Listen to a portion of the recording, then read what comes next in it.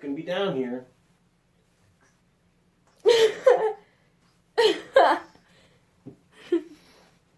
Hi! Hello, I'm John. I've been fishing tournaments for about 20 years. And while I have not found any success with any sort of regularity, I do want to share some things that I've picked up along the way with you, in hopes that maybe you will suck just as bad as I do. I'm new to the whole making a video thing, but I plan to impress you with sound effects, video editing, and the use of drones. Cue the drone.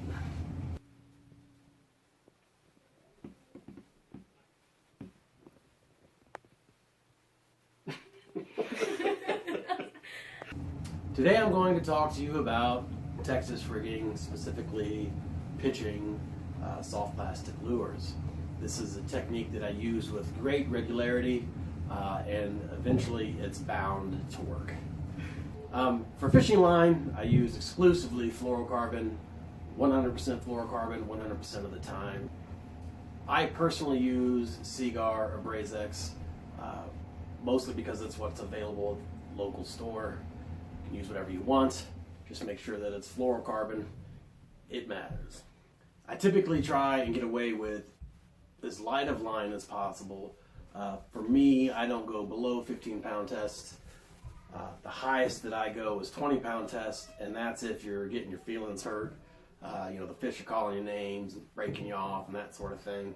Then I go to 20. I don't live in Florida. I don't live in Texas. There's really no need to go really above 20.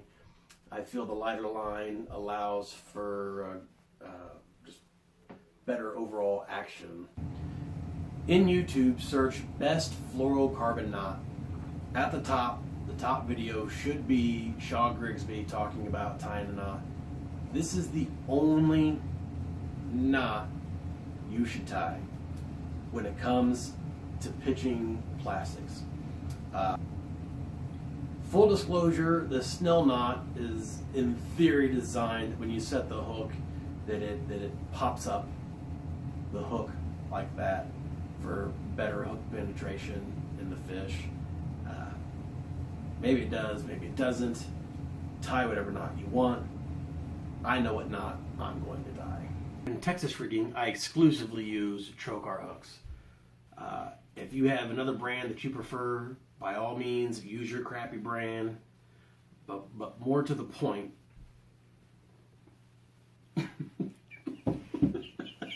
there are 3 different types of Trokar hooks that I use for pitching. One is the TK130, one is the TK135, and then the 133. The difference between the 130 and the 135 is the 135 has the heavier gauge. The 130 though is primarily what I use. There are times where I use the 133, and we're going to touch on that in just a minute when we start talking about the nuances of really getting into the details where I feel certain details matter. When you set the hook like I do, like a man on some rocks or in some wood, the tip of this hook is bound to roll over. Right in here, it'll just get a hook, just a little bend on it. When it does, toss it. It's time for a new one. With the weight, tungsten all the way. If you're not using tungsten, you're doing it wrong. When we start talking about the details and how details matter, we start looking at the nuances of the hooks and their shape and so forth. So here's the TK130, here's the 133, the Pro V flipping hook.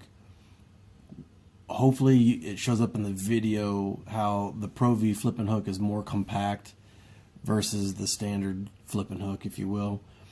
When I'm trying to punch grass and I'm trying to get in tight quarters and it's not getting through or it's not coming out, I'm using the Pro V hook. But for all intents and purposes, I always start off with the standard 130 flipping hook. The only reason to go to the 135, the monster flipping hook, is when you're fishing targeting bigger bass. I honestly prefer the medium gauge wire to the heavy gauge wire, I believe you get better hook penetration. I've never straightened out a hook on a fish, and that's not a concern that I have. So just something to consider when you're looking at the hooks. Also, when you're looking at the bullet weights, these are the same size tungsten weights, and one of them, the one that I have on the 133, is a more narrow, elongated, if you will, hook, where this one here is a little more bulky. Believe it or not, I really feel that these types of things matter. Another thing, little pointer, is you'll notice, or hopefully you can see, that on this one here, I have the plastic going over this little barb, the top barb of the bait keeper. When this is out like this, just this little bit, it actually catches grass and hangs up more. So as you're putting your lure onto the weight, you actually don't want to go over that. You'll want to just get it right where it's just to the top of it.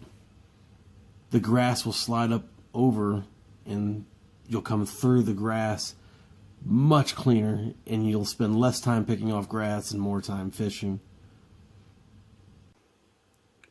To the naked eye, these would appear to be the same lure, and who knows, maybe to the bass it's the same lure too, but I'm a firm believer that these subtle differences make a difference. I never peg, at least starting off. Obviously you can see that these ones were pegged, but I never start with pegging my lure unless my lure is not getting in or coming out of where I'm trying to fish. Time for the I'm not a pro, but you should still listen to me anyway, pro tip of the day. When using bobber stops, one of the things that you can do is put a bobber stop on your line, okay? Weight, another bobber stop underneath the weight, and then tie your lure on. Throw in rattles however you want, but basically what this does is turns it into a makeshift Carolina rig. Whenever that you want, you can just slide the weight to where you want, fish it, turn it right back into a Texas rig. Shut up, dude! Please feel free to leave comments below about how much more you know than I do about this topic. I really look forward to reading none of it. Now, in all seriousness, please like the video, like me, subscribe, share it with your friends. Definitely share it with your wife so that she can like the video and like me. And that's it. Next time we will talk about square bills. Stay tuned. World. Who